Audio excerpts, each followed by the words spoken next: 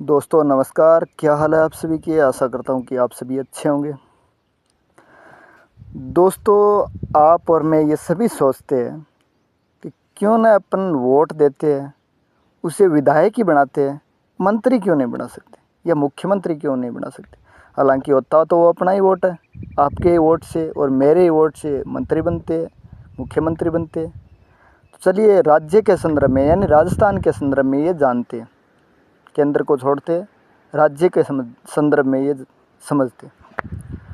दोस्तों, जैसे अभी राजस्थान में विधानसभा चुनाव हुए, 25 नवंबर को मतदान हुआ और 3 दिसंबर को मतगणना हो गई, यानी चुनाव परिणाम आ गया। भजन लाल जी के नेतृत्व में बीजेपी ने सरकार बना ली, क्योंकि उनको प्रचंड बहुमत अपने दम पर मिला था। यानी सरकार बनाने के लिए सीधी सी बात ये है, अपने दम पे या फिर गठबंधन के आधार पर बहुमत मिलना चाहिए। और बहुमत दल के नेता को या गठबंधन के नेता को राज्यपाल महोदय वो मुख्यमंत्री पद की शपथ दिलाते हैं और मुख्यमंत्री जी के सुझाए हुए नामों को यानी सुझाए हुए व्यक्तियों को, विधायकों को राज्यपाल महोदय वो मंत्री पद की शपथ दिलाते हैं। केवल मंत्री पद की शपथ दिलाते हैं, ध्यान रखना। विभागों का बंटवारा मुख्यमंत्री जी खुद करते हैं। तो क्या योग्यताएं क्या होती है, चलिए आज उन योग्यताओं को ही समझते हैं।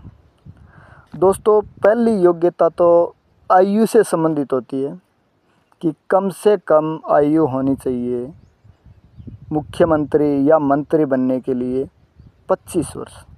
ऐसा क्यों है? 25 वर्ष का व्यक्ति कोई मुख्यमंत्री बन सकता है? जी हाँ, बन सकता है। इसमें योग्यता दूसरी 2 नंबर योग्यता ये है कि कोई भी व्यक्ति जो मुख्यमंत्री या मंत्री बनना चाहता है या जो बनेगा वो एमएलसी या एमएलए होना चाहिए। तो अगर एमएलए या एमएलसी में दोनों में से किसी भी की योग्यता देखें, यानी उम्र के लिहाज से देखें, तो विधानसभा का सदस्य बनने के लिए न्यूनतम आयु होनी चाहिए 25 वर्ष और विधान परिषद का सदस्य बनने के लिए न्यूनतम आयु होनी चाहिए 30 वर्ष। तो अगर विधानसभा का सदस्य है यानी 25 वर्ष का व्यक्ति है तो विधायक दल का नेता चुना जा सकता है, यानी मुख्यमंत्री बन सकता है। पहली योग्यता ये है आयु के संबंध में।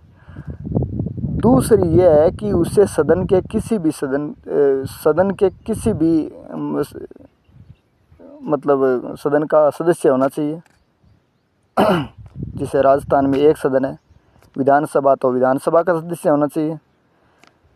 और अगर नहीं है तो संविधान के अनुच्छेद 164 के क्लोज नंबर 4 में यह प्रावधान है कि कोई भी व्यक्ति जो एमएलए या एमएलसी नहीं है को मुख्यमंत्री या मंत्री नियुक्त किया जा सकता है, बशर्ते उसे 6 महीने के भीतर अपनी सदस्यता हासिल करनी पड़ती है, अन्यथा अपने पद से त्यागपत्र देना पड़ेगा। अभी का ताज़ा मामला 16वीं विधानसभा का देख लीजिए। श्री गंगानगर जिले की कर्णपुर विधानसभा सीट पर बीजेपी प्रत्याशी थे श्री कृष्णपाल सिंह टीटी और कांग्रेस प्रत्याशी थे श्री गुरमीत सिंह जी कुन्नर साहब का चुनाव से पहले निधन हो जाता है, तो इसलिए चुनाव पोस्टपोन्ड हो जाते हैं और 5 जनवरी को चुनाव होते हैं, यानी बाई इलेक्शन होते हैं।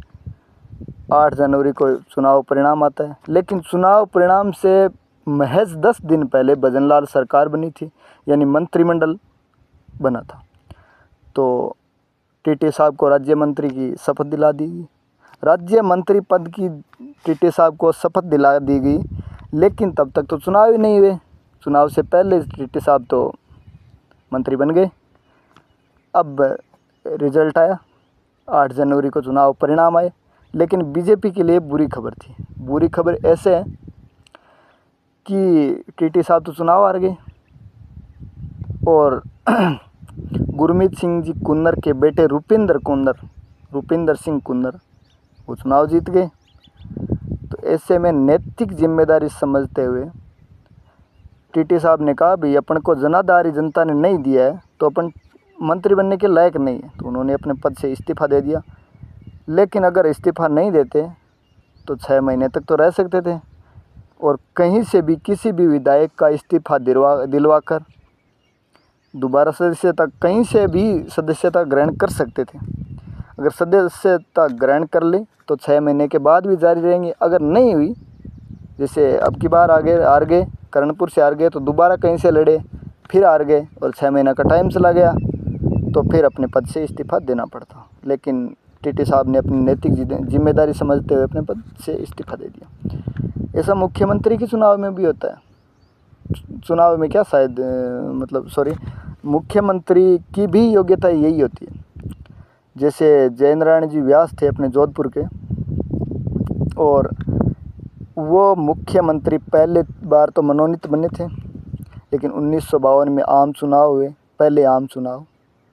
पार्टियां दमखम दिखाने के लिए अपने क्षेत्रों में गई। व्यास साहब 2 सीटों से चुनाव लड़े, और टीकाराम जी पालीवाल जो राजस्थान के पहले निर्वाचित मुख्यमंत्री है, वो भी 2 सीटों से चुनाव लड़े।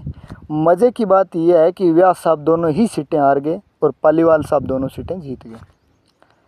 अब व्यास साहब के पहले मंत्रिमंडल, यानी जिसमें ये व्यास साहब मनोनीत मुख्यमंत्री थे, उसमें टीकाराम जी पालीवाल उप मुख्यमंत्री थे तथा वित्त मंत्री थे। तो नैतिक जिम्मेदारी तो यही है। नैतिकता के आधार पे तो व्यास साहब मुख्यमंत्री बन नहीं सकते थे, क्योंकि वो विधायक ही नहीं है। 2 जगह से चुनाव लड़े और दोनों जगह से विधायक नहीं बन पाए, तो नैतिकता तो यही है कि मुख्यमंत्री नहीं बने। ऐसे में टीकाराम जी पालीवाल मुख्यमंत्री बने, लेकिन पार्टी चाहती थी कि व्यास साहब मुख्यमंत्री बने।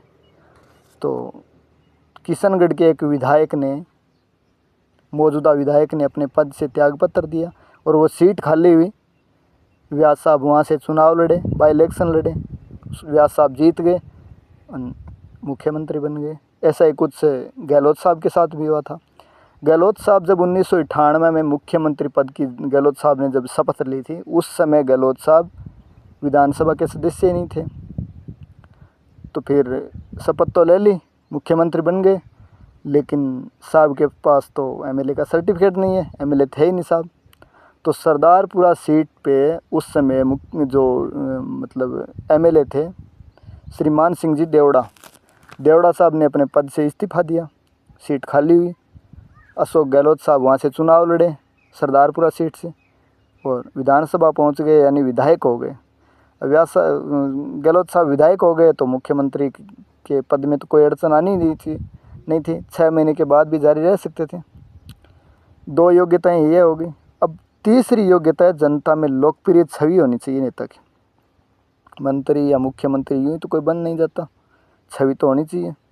तीसरी बात, पार्टी आला कमान की पसंद भी होनी चाहिए। अगर पार्टी नहीं चाहेगी तो आपको मंत्री या मुख्यमंत्री नहीं बनाएगी। पार्टी ये चाहेगी कि सत्यनिष्ठ व ईमानदार व्यक्ति हो, चतुर राजनीतिज्ञ हो और आला कमान की पसंद हो। लेकिन इसके साथ साथ पार्टियां एक ये भी सोचती है कि खुद का जनाधार कम हो और आला कमान के हिसाब से चलें। अगर आला कमान के हिसाब से नहीं चलेंगे तो पार्टी कहेगी साहब अपने पद से या तो इस्तीफा दे दीजिए, अन्यथा हम आपको पार्टी की प्राथमिक सदस्यता से बर्खास्त कर दें। ऐसे में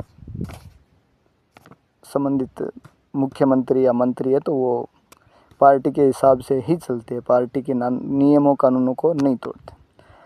तो जी ये थी आज हमने जानी मुख्यमंत्री और मंत्री पदों के